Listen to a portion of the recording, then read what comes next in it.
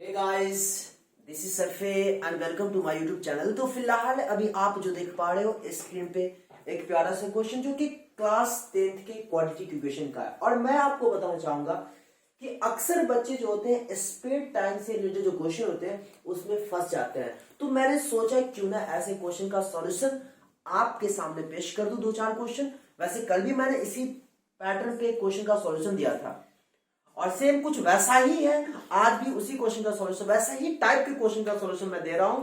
तो उम्मीद है कि सारी बातें आपको अच्छे से समझ में आएगी।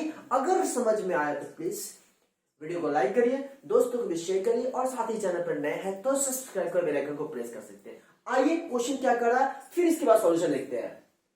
A train travels a distance of 300 km at a constant speed.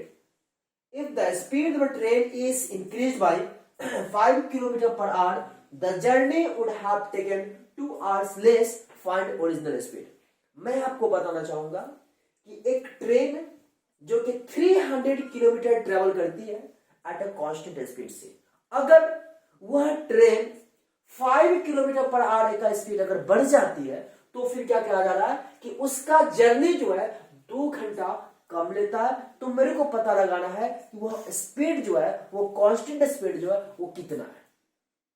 तो सबसे पहले याद होना चाहिए कि मैंने बचपन से कहते आ रहा है क्या कि लीनियर इक्वेशन टू वेरिएबल या क्वाड्रेटिक इक्वेशन का क्वेश्चन हो, उसमें आपसे जो पहले क्वेश्चन में डिमांड कर रहा है उसको देखिए और उसको अज्यूम करिए। यहां पे हमें क्वेश्चन का क्या डिमांड है, क्वेश्चन का डिमांड है फाइंड ओरिजिनल स्पीड, ये क्वेश्चन का डिमांड है।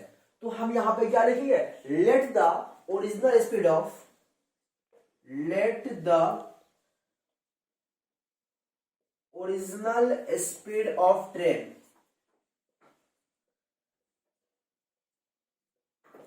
B x kilometre per hour. Is it okay ना।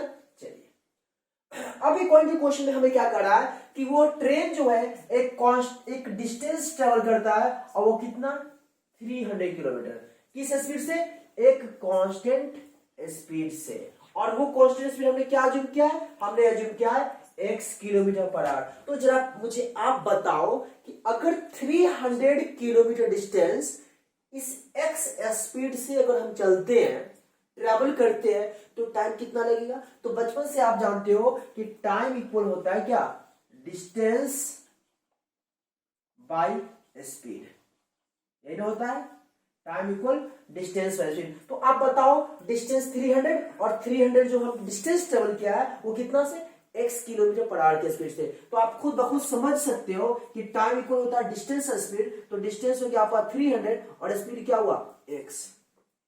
तो ये मेरे को क्या है, डिस्टेंस बाय स्पीड, टाइम आ गया। ठीक है, आगे बढ़ते हैं। If the speed of the train is increased by 5 kilometre per our, अगर मान लो कि ट्रेन की स्पीड 5 किलोमीटर पर आवर क्या होती है, इंक्रीज होती है, तो आप जरा मुझे बताओ ओरिजिनल स्पीड तो हमने x अज्यूम किया है, ओरिजिनल स्पीड हमने x अज्यूम किया है, अब 5 किलोमीटर पर आवर से बढ़ रहा है। तो जरा बताओ मुझे कि जब स्पीड बढ़ जाएगा 5 किलोमीटर पर आवर तो स्पीड क्या होगा, x प्लस 5 होगा, हाँ या ना, क्योंकि ओरिजिनल स्पीड x है और 5 किलोमीटर पर आवर बढ़ रहा है तो x प्लस 5 होगा।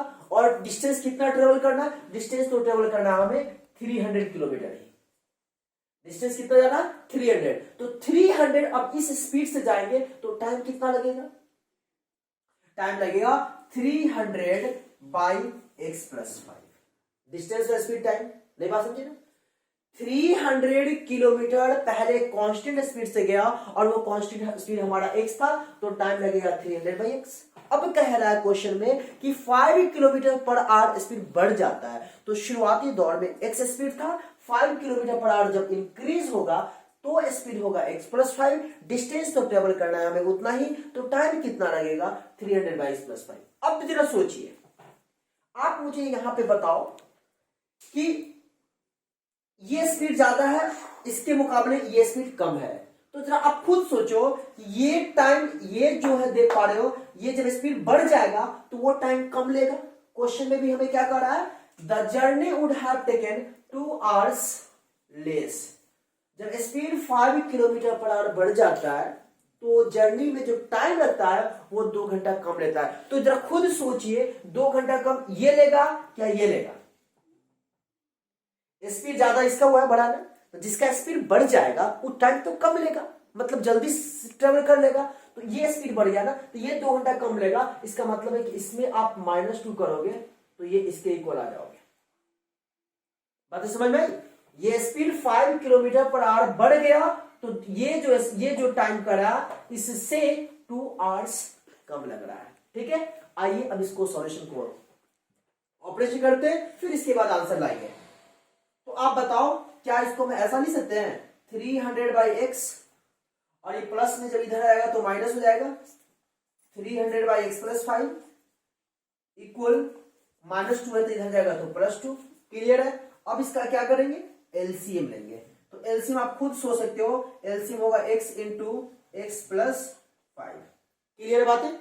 तो x से इसको डिवाइड करोगे, x कैंसिल हो जाएगा, x + 5 बच गया, तो 300 × x + 5 हो जाएगा, माइनस x + 5 से इस पूरे को डिवाइड करोगे तो x + 5 कैंसिल होगा, बच गया x, और इस x से इसको मल्टीप्लाई करेंगे तो क्या आ जाएगा 300x = 2। क्लियर है? नीचे दिख रहा है? दिख रहा है? चलिए एक स्टेप और लिख लेते हैं। तो फिर अब जरा मुझे बताओ 300 को x से मल्टीप्लाई करोगे तो 300x हो जाएगा। क्लियर है? 300 बचे 1500 माइनस 300x बाई, नीचे दिख रहा है, और x से दोनों को मल्टीप्लाई करेंगे तो क्या आएगा x² प्लस x को 5 से मल्टीप्लाई करेंगे आएगा आपका 5x। दिख रहा होगा? चलिए = 2।